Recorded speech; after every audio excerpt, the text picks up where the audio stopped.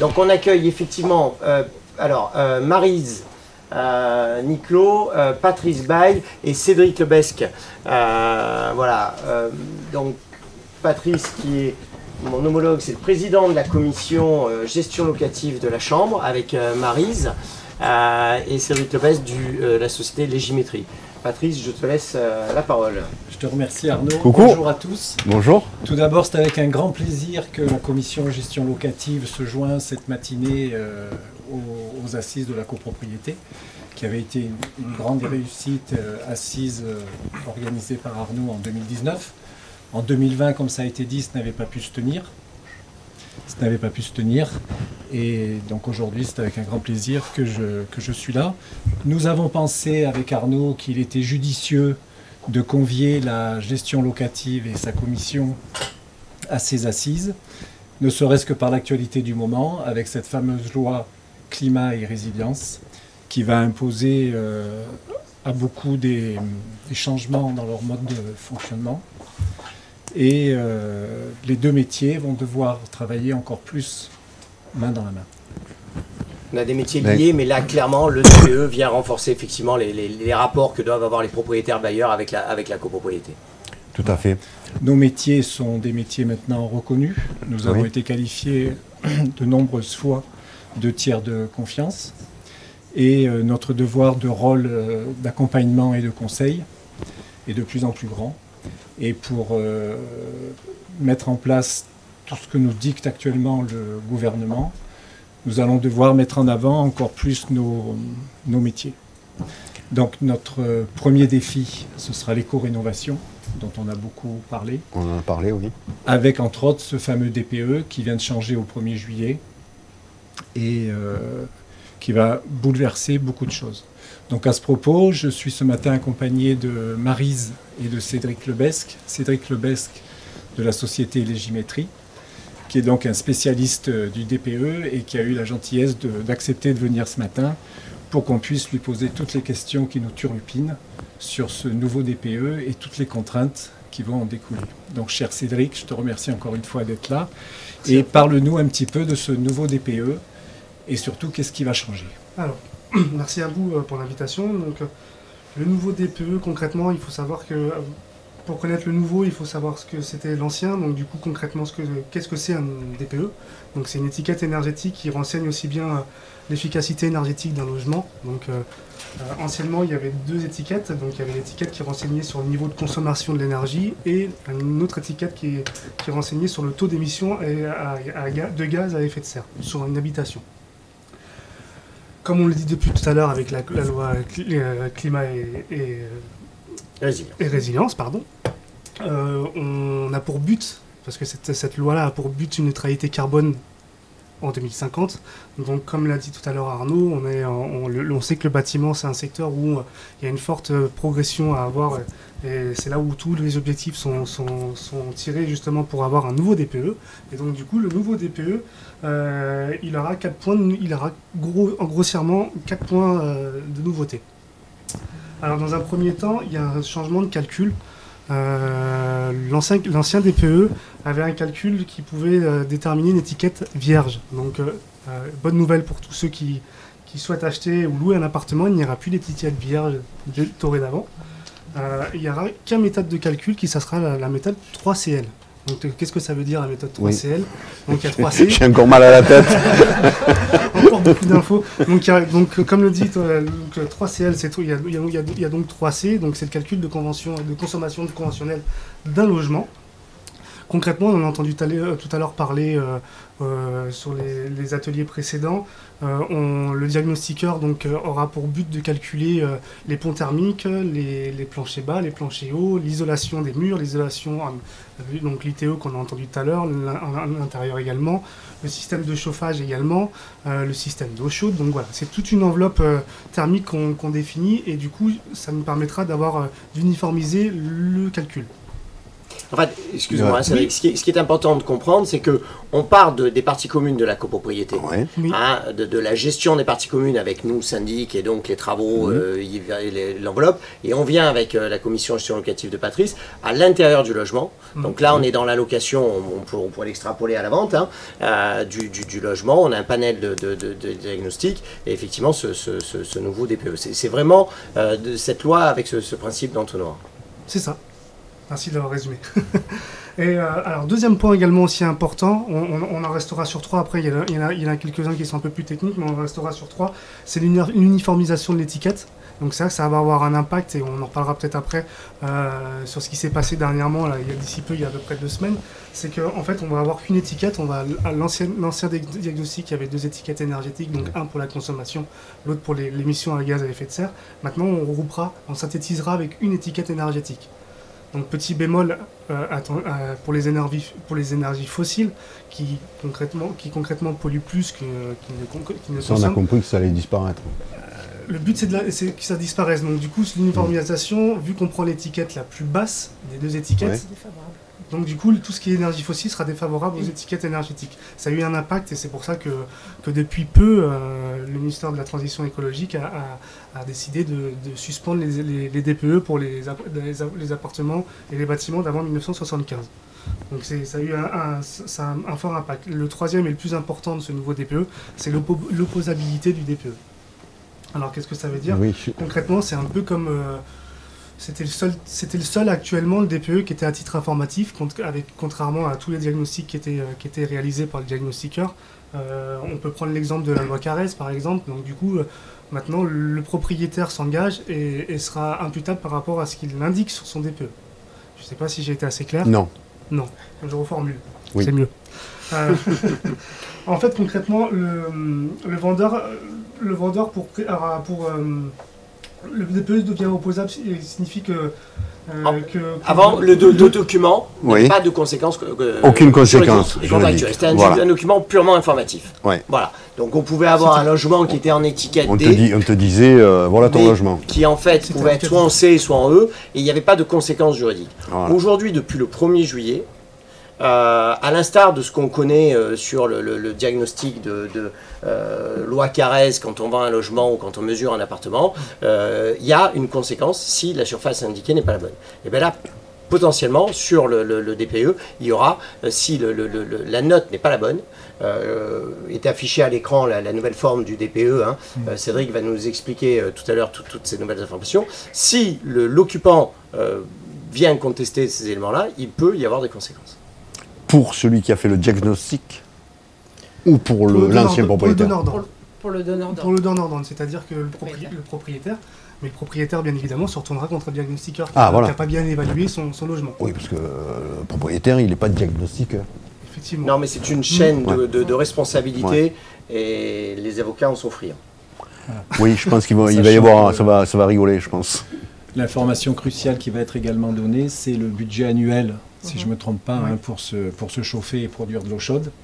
Et là, il est fort envisageable que certains locataires vont scruter avec attention ce budget et vérifier s'il le dépasse Oui. ou pas. Parce que si on a tous les deux un appartement de 50 mètres carrés au premier étage sur le même palier et que moi je donne une consommation énergétique nulle et toi à tout vent, au même prix, mon appartement sera Également, tout à fait. mieux à vendre. Exactement. C'était un peu le système de l'ancien DPE qui est calculé souvent sur facture, donc du coup, qui était un peu biaisé parce que du coup, en fonction de la consommation de chacun, on était sur une lettre avec effectivement sur le même palier, le même appartement, le même système Eh oui. d'isolation et de chauffage était différent. L'étiquette pouvait passer de C à E en fonction de la consommation réelle.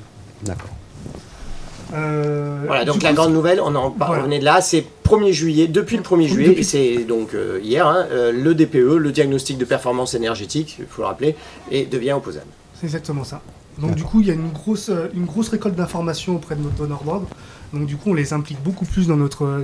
déjà, pour notre responsabilité, on les implique beaucoup plus. C'est-à-dire qu'on leur demande toutes les factures liées à l'enveloppe thermique de leur appartement.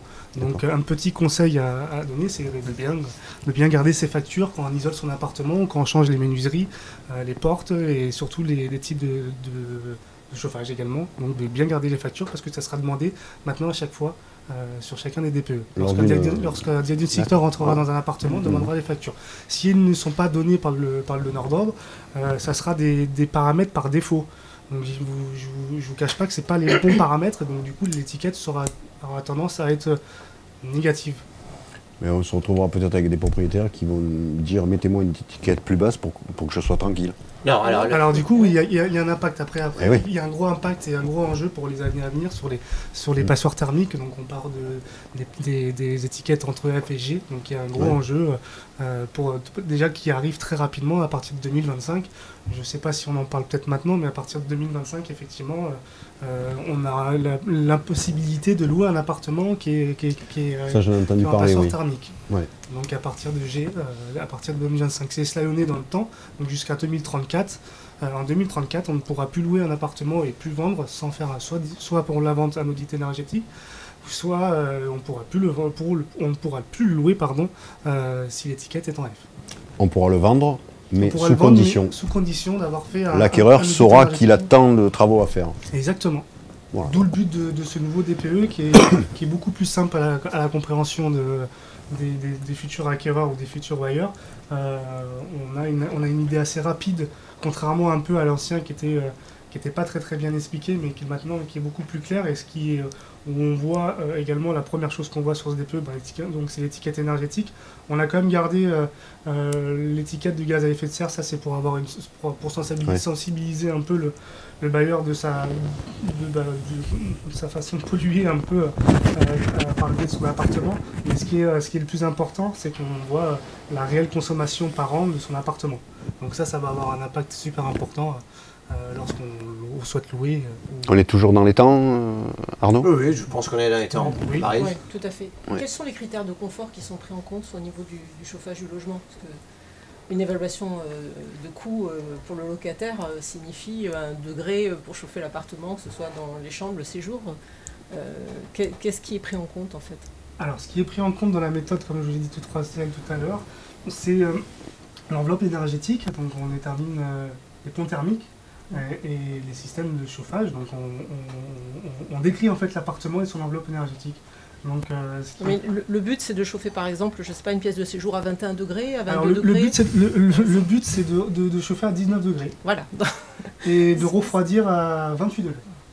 Alors, il faut dire, et Maryse a parfaitement raison d'insister là-dessus, Ouais. c'est que ce sont des données d'étage, si j'ose dire, ou en tout cas, ce sont des recommandations. C'est des C'est-à-dire, recommandations, un effectivement. séjour, c'est 19 degrés, Oui, je crois 1,50 m de hauteur, c'est ça. et une chambre, 16. C'est 16. 16. 16. Voilà. Donc, en moyenne, on est autour des 18. Voilà. Ça, c'est déjà une grande information. Alors là, je reprends ma casquette de syndic, Ouais. parce que Oui. quand on a des copropriétés en chauffage collectif, Oui, je peux t'assurer que c'est des C'est débats qui nous occupent, et on a parfois du mal à expliquer aux copropriétaires, Oui. âgés ou pas, hein, quel que soit ton âge, que 19 degrés, c'est la norme. c'est la norme. Voilà. Oui. Et effectivement, et c'est la norme pour les DPE. Enfin, il est vrai que ça peut sembler Ouais. bas quand même. Hein. 16 Oui, c'est degrés vrai. dans une chambre. D'où la surprise des locataires qui Ça souvent me paraît dépassent aussi. ces Le montants-là, ces copropriétaire. enveloppes-là, parce qu'évidemment, ils ont des normes de confort qui sont différentes. Ben, moi, il y a un pingouin dans ma chambre, donc ça va. Mais tout le monde a peur d'entrer. Mais tant mieux. Elle n'est pas ouverte à tout le monde. Mais chambre 18, 19. Une chambre d'enfant, Autrement- Une autrement- chambre, c'est 16. Oui, non, mais 16, un je enfant, parle il- pour un confort il passe à normal. 16 degrés. C'est 18-19. Il y a aussi l'humidité qui rentre en compte. Et après un séjour, oui, c'est vingtaine de degrés, quoi. Là, ça va. Alors, on est d'accord, hein, désolé d'être Je sais. mais et toutes les données, et c'est important parce que c'est ce que sous-entend Marie, c'est-à-dire que les données, parce que dans le nouveau DPE, comme c'est marqué à l'écran, il y a des valeurs chiffrées, alors je ne vais Ouais. pas tout dévoiler, mais toutes ces données-là sont calculées sur ces températures de 16 et 19 degrés. C'est-à-dire que demain, un futur occupant ne pourra pas dire « Ah ben j'ai dépensé le double, j'ai dépensé des sommes importantes », parce qu'on dit que 1 degré de plus, c'est combien d'augmentation C'est une très bonne question. Moi, j'avais en tête que C'est 1 degré de plus, c'est 7% de gaz consommé en plus En plus. en copropriété. Ces degrés-là Incohérent. sont pour toute la France? Oui. D'accord. Important aussi, je vous ai entendu parler tout à l'heure des zones géographiques. Eh Le ben nouveau oui. DPE prend un coefficient. Parce que en 16 fonction- degrés en fonction de- Normandie, dans les Alpes et dans le Var, c'est pas la même chose. Hein. Oui, Oui, Non. Mais c'est toujours 16 degrés. Au final, C'est toujours 16 degrés. Non, mais c'est pas la même chose pour être à 16 degrés. Voilà, Voilà. il faut plus Pardon. d'énergie, Ouais, ouais. effectivement, dans le nord de la France pour arriver à 19 Voilà. degrés dans un séjour, peut-être que chez nous. On est Eh d'accord. oui. Tout à fait. Tout à fait. Donc, Est-ce que Comment le législateur a pensé à donner cette information sur le nouveau DPE Est-ce que c'est indiqué pour un chauffage moyen 16 degrés et 19 Il me degrés? semble que c'est à titre indicatif et c'est indiqué dans Je le pense DPE. que ça nous aidera à simplifier les débats. je sais Nous pas si aurons ça allume le Il y aura chauffage toujours- Ça à l'était 16 dans degrés. l'ancien, Ici, mais on était quand même obligé de le rappeler aux locataires pas de quand chauffage. on le remettait. Or que dans les Alpes, oui, il va y avoir du chauffage, c'est sûr, à 16 degrés. Et pas ici. Un peu comme le système de refroidissement, 28 degrés, ça me paraît aussi élevé. Oui. Oui. Quand on souhaite mettre la clim, je pense qu'on la met Ouais. à 28. On la met pas à 28, quoi. Alors, Mais ça, détrompez-vous, on la met bien à 26 pour être bien dans sa maison. Voilà. Et non Oui. pas... Encore une fois, c'est Ouais, 28. c'est 28. 28, ouais. Bon. Voilà. Et tout ça, c'est des données, je dis d'État. On fait encore une fois ce qu'on veut chez soi, mais les normes, les calculs réglementaires, 16, 19 et 28. Et peut-être que le monsieur qui a fait ça, il craignait pas le froid et il craignait pas la chaleur. Je n'étais pas tout seul à faire ça. Mais... Voilà. On continue? Oui. Alors sur le nouveau rapport, du coup en tête de rapport, comme je viens de vous le dire, on a l'étiquette avec la fourchette de consommation par an de l'appartement. En page 2, avec ce nouveau DPE, on trouve... Alors, il y a deux choses qui sont importantes. Tout à l'heure, on a parlé d'opposabilité. La page, en gros, concrètement, il n'y a que la page 1 qui est opposable. Le reste, c'est à titre indicatif. D'accord. Et donc, du coup, le diagnostiqueur ne s'engage pas avec ces données-là. C'est-à-dire qu'il y a des préconisations de travaux.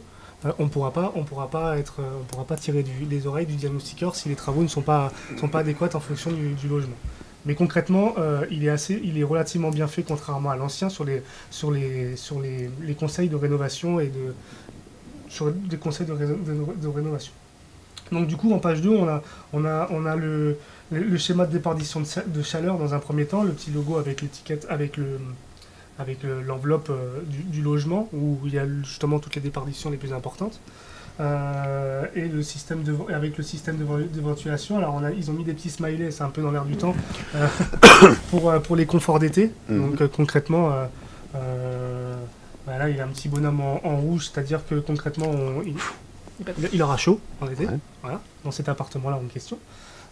Et après, on est sur cette troisième page donc, qui reflète toutes les caractéristiques du logement avec toutes les améliorations possibles, et donc du coup recommandées pour passer d'une étiquette, par exemple ici en D, en C. Les diagnostiqueurs changent vraiment de métier. C'est pour ça que la collecte d'informations est très importante désormais, c'est-à-dire concrètement, pour parler en tant que réel diagnostiqueur, à la prise de rendez-vous, on demande beaucoup plus d'informations. Et sur place, on demande encore plus d'informations, à savoir qu'on ne peut pas casser les murs pour savoir ce qui est derrière. Donc on ne s'engage pas si on n'a pas de facture. Oui, tout à fait. Ça va être vraiment le nerf de la guerre, ça va être la récolte d'informations de manière à être le plus juste possible. Ça, c'est un grand point sur lequel a insisté Cédric Lebesque pendant la préparation de cet élément, de cet atelier. C'est que sur l'isolation, bon, un double vitrage, ça se voit.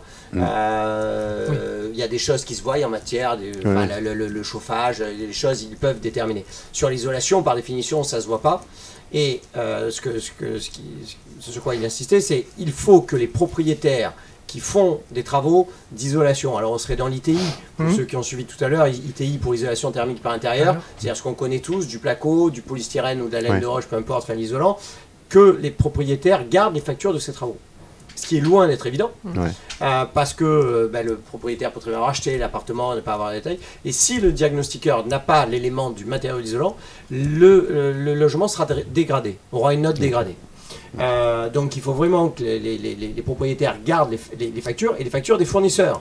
Parce que, et là, la commission gestion connaît bien ça, c'est-à-dire que pour déduire, un bailleur qui veut déduire des travaux de ses revenus locatifs doit avoir une facture d'un prestataire. Il ne peut plus faire les travaux lui-même. Et un propriétaire qui aurait isolé lui-même son appartement, malheureusement, de ce que nous en a dit les diagnostiqueurs, ne pourrait pas tenir compte juste de la facture de fourniture. D'accord. Oui, il faut que la facture, effectivement, Arnaud a raison, précise fourniture et pose. Fourniture et pose, d'accord. L'achat unique de Exactement. fourniture, ce n'est plus toléré. C'est plus d'actualité. Avant, c'était un petit peu toléré, Ouais. mais il y a eu trop d'abus, donc ils ont décidé de l'interdire. Donc si on fournit une facture de rouleau à déposer, à dérouler dans les combles en disant je l'ai fait avec mon beau-fils, Ouais, ça ouais. marche Ça pas. marchera pas. Ce qui paraît D'accord. logique. Et pour rebondir à ce que vous disiez tout à l'heure sur le fait de la tentation des propriétaires que de ne pas s'engager sur quelque chose de trop important, non, parce qu'il y a la loi du marché derrière. Et sur un logement comme celui-ci qui est classé B, mais qui annonce une consommation entre 1850 et 2570, entre cet appartement-là et un appartement similaire au même loyer qui aura une consommation 30% inférieure, le locataire aujourd'hui va vers celui qui consomme le moins. Ils Tout sont à fait, extrêmement oui, oui. sensibilisés Ouais, ouais. déjà par l'électroménager, hein, le classement ils connaissent très bien, et ils sont très sensibilisés Non. au coût de l'énergie. Donc il y a une Ouais. loi du marché qui fait que le propriétaire, il faudra qu'il ait un meilleur classement possible de son Ouais. logement. Donc ça va être tout un travail aussi, nous, en tant que professionnels, que d'expliquer aux propriétaires, de les convaincre de récupérer les documents, y compris quand ils achètent. Et sans doute, on aura un travail aussi à faire vis-à-vis des logements récents pour récupérer véritablement, par les promoteurs ou peut-être les syndics ultérieurement, comment sont isolés les immeubles. Parce qu'on va avoir le cas dans les immeubles en copropriété où bien souvent, sur les documents techniques qu'on remet quand vous achetez un logement, il y a très rarement l'isolation. C'est vrai, je Ouais, pense même jamais. Jamais. Ouais. C'est un autre sujet, les appartements à chauffage collectif aussi, on n'en a pas trop parlé encore jusqu'à présent, mais effectivement, il va y avoir la même collecte auprès des syndics. Donc du coup, le jour de l'intervention, on demandera au syndic de nous fournir tous les travaux qui ont été réalisés sur la façade, et l'isolation, des combles, des caves également. Donc ça sera une collecte encore aussi importante que... En que du immeuble, je particulier. pense que la première déperdition enfin, de connaissances, parce que j'ai vécu un immeuble, c'est la porte d'entrée de l'immeuble, où il y a vraiment, si elle est pas bien fermée, pour l'avoir vécu, Ça en fait partie. ça en fait partie, oui. Ça en fait Ouais. partie. Les études montrent Ouais. que c'est principalement Une les simple parois. porte. C'est les Ah, parois. c'est principalement les parois. Simplement C'est la les porte. façades. Oui. C'est les façades, c'est les planchers. Mm. Pas entrer dans le débat, mais clairement, ce qui a été dit, il y a un véritable enjeu, et là aussi nos fédérations travaillent dessus. Je m'excuse, hein, je reprends la casquette de syndic, mais il y a un véritable enjeu. Les syndics vont devoir communiquer énormément d'informations, en tout cas énormément, ou en tout cas des informations aux diagnostiqueurs, des informations que les syndics n'ont pas, des informations qui peuvent paraître évidentes, mais que nous n'avons pas pour tout un tas de raisons. Et il y a un véritable enjeu. Donc là aussi, il va y avoir une période, j'allais dire transitoire ou d'accoutumance pour les échanges. Tu disais tout à l'heure, les diagnostiqueurs, oui, c'est une profession qui là aussi s'est énormément professionnalisée, qui a beaucoup évolué. Et il faut savoir que tout donneur d'ordre, et ça aussi il faut le dire à nos clients, parce que souvent des clients choisissent leur diagnostiqueur en direct, ils doivent vérifier que le diagnostiqueur a toutes les compétences et les assurances requises.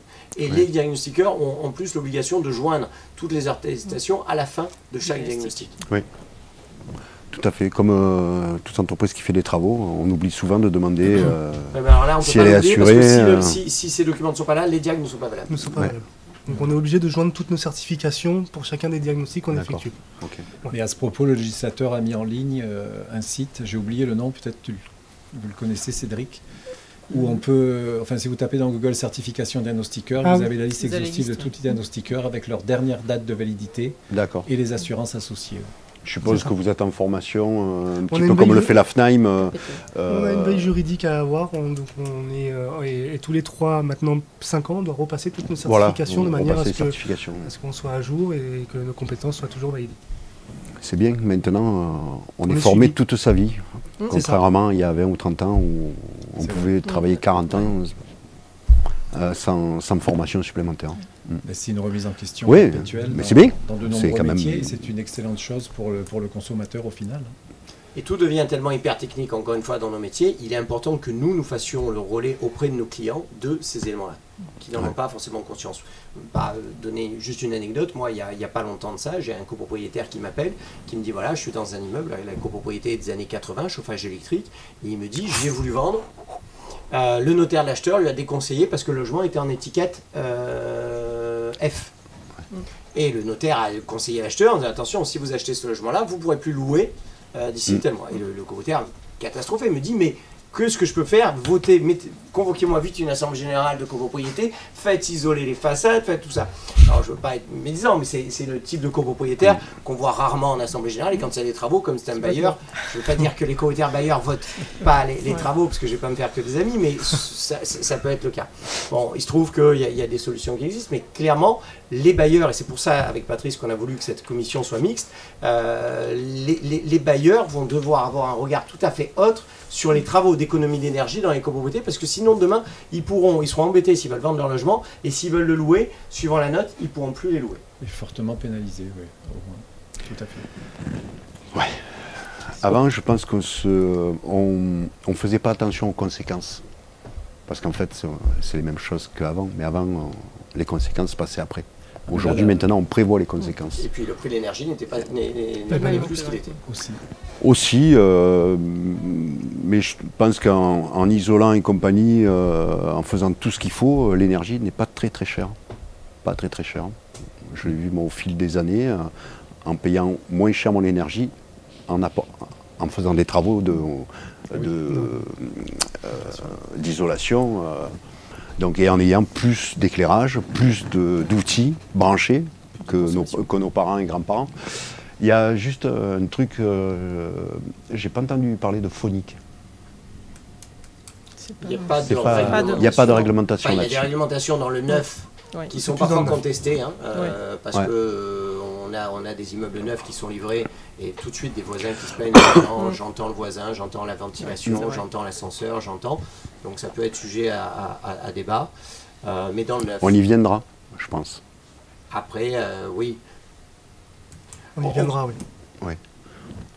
Parce qu'on construit de plus en plus près des routes, heureusement en centre-ville. Et c'est vrai que... La plainte des locataires, des occupants de façon générale, c'est plus sur les bruits de l'immeuble que de l'extérieur. Parce qu'à l'extérieur, on arrive quand même assez bien isolé, qui est quand même la conséquence de l'isolation thermique, je pense. Mais par contre, effectivement, il y a beaucoup d'immeubles neufs qui sont extrêmement sonores. Ouais. Et c'est vrai que je ne sais pas aujourd'hui au niveau des promotions, peut-être que des confrères pourraient répondre, mais autant en commande publique, on joint toujours un acousticien dans les équipes de maîtrise d'œuvre, autant c'est pas du tout la pratique aujourd'hui dans les ensembles immobiliers en promotion. On respecte les réglementations, mais il n'y a pas d'acousticien et c'est un métier extrêmement compliqué.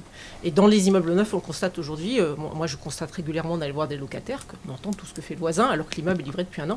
Alors il est isolé thermiquement, mais par contre, je ne sais pas, est-ce que c'est par la tuyauterie, les façons de construire aujourd'hui, mais c'est très sonore à l'intérieur. À l'intérieur. On a deux choses, on a des sinistres pour gérer des immeubles neufs, on a, dans le cas de l'assurance dommage ouvrage, la garantie de 10 ans, où des gens mettent en cause cette garantie en disant j'entends trop mon voisin, on a des expertises dont les rapports vont rarement à l'encontre de la construction, ils disent que c'est dans les normes de tolérance. On a aussi, je ne veux pas faire de généralité et changer le débat, mais bon, il y a aussi le comportement des gens dans le logement, avec les excès qu'on peut avoir, c'est pas des généralités, mais quand vous avez des gens qui font des locations de courte durée ou autres, les comportements des occupants ne sont pas les mêmes que les comportements des gens qui habitent à l'année. Donc il y a un problème de comportement, effectivement, mais je pense que bientôt, ça sera dans vos diagnostics. Bon, je voulais juste, je sais pas, on peut terminer sur les logements, de quelques instants sur les logements très énergivores. Oui. Donc on peut rappeler les dates d'interdiction de mise en location. Exactement. Donc à partir de 2025, comme je l'ai précisé tout à l'heure, à partir de 2025, tous les logements classés en G ne pourront plus être loués. Pareil à partir de 2028, le classement F rentre dans cette catégorie-là. Donc les logements classés en F et G ne pourront plus être loués également. Et en 2034, qui est pas si loin que ça, les logements classés en E, donc une forte contrainte, parce que beaucoup d'appartements aujourd'hui sont classés en E, ne pourront plus être loués à partir de 2034.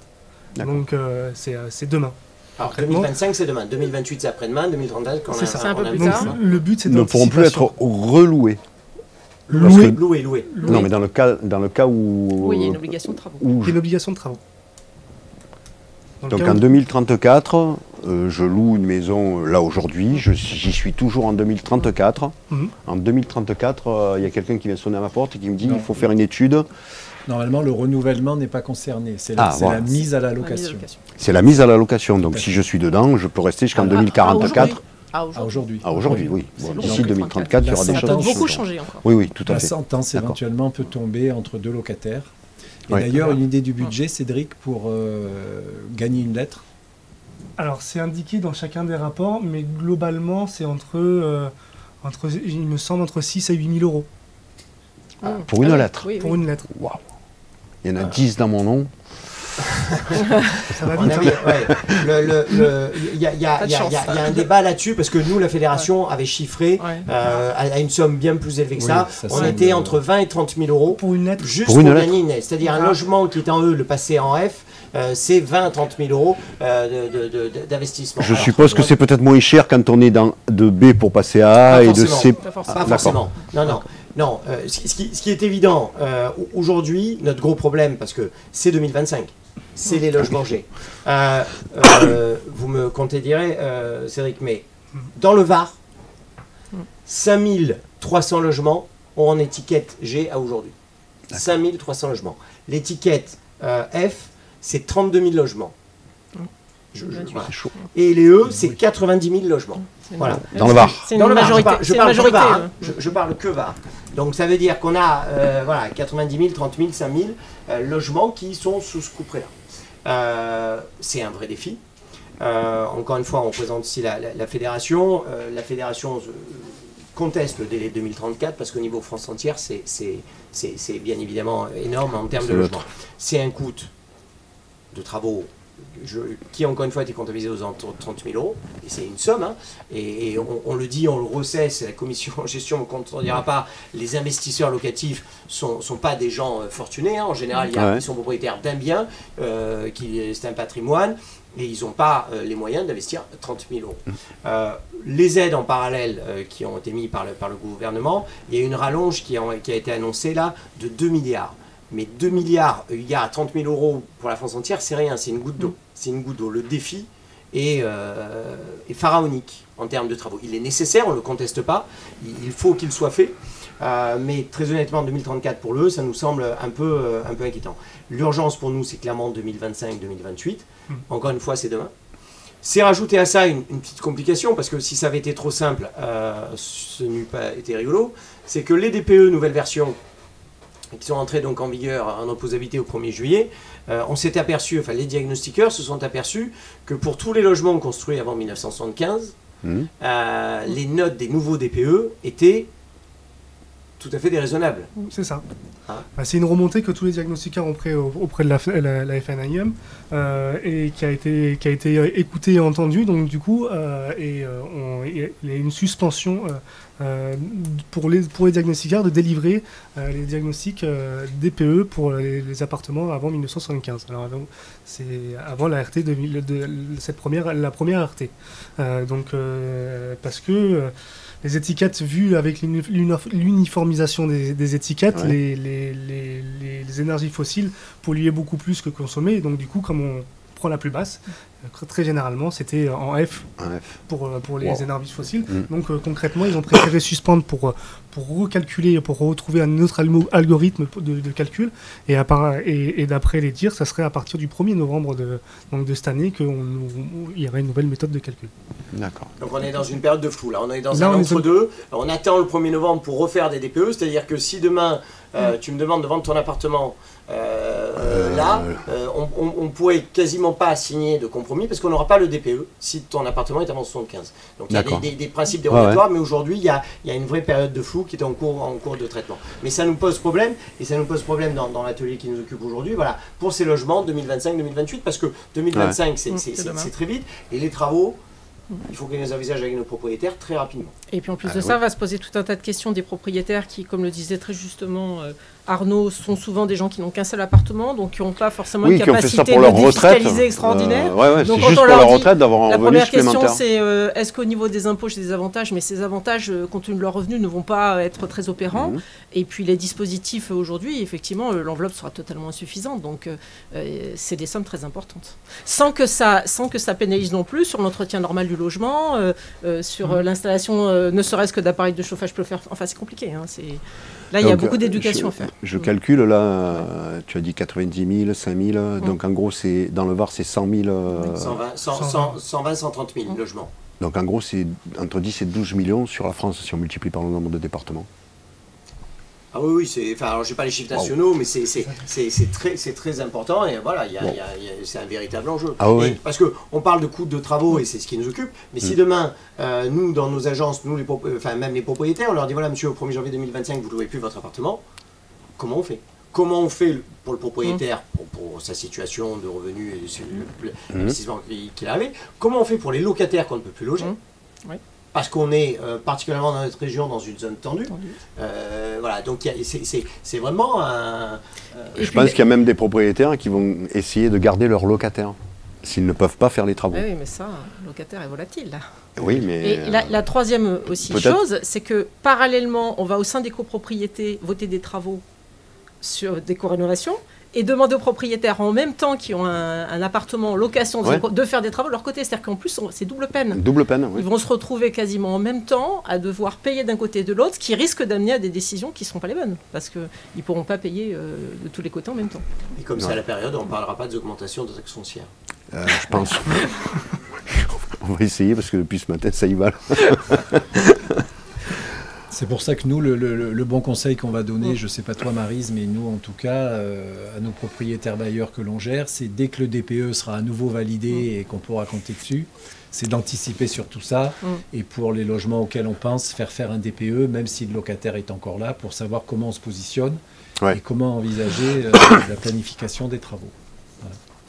Je ne sais pas si tu as encore quelque chose à nous dire. Non, j'allais conclure justement sur le fait d'anticiper un peu toutes ces dates qui font un peu peur. Du coup, c'est vraiment... Aujourd'hui, c'est le coût d'un DPE.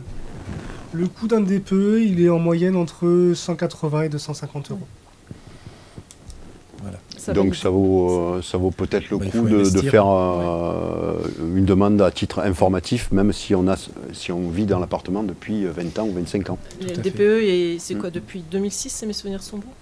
2006, c'est ça? 2006, donc beaucoup de nos lots qui sont gérés ont des DPE qui ont été réalisés, mais on a quand même aussi des locataires qui sont là depuis bien plus longtemps que ça, c'est-à-dire qu'il n'y a aucun DPE de l'appartement dans notre dossier. Moi j'ai essayé de faire un petit sondage pour voir là où on est concerné par les G, et en fait quand on a les portefeuilles anciens, des locataires, je n'ai pas de DPE du tout. Ma tante est née en 1938 à l'hôpital, mais à l'adresse où elle habite toujours, elle a 83 ans, dans la même... au même endroit. 83 ans. Eh bien, un grand merci alors Cédric. Merci pour toutes ces informations qui nous amènent et nous font comprendre toute la complexité qui va en découler derrière ces nouveaux DPE.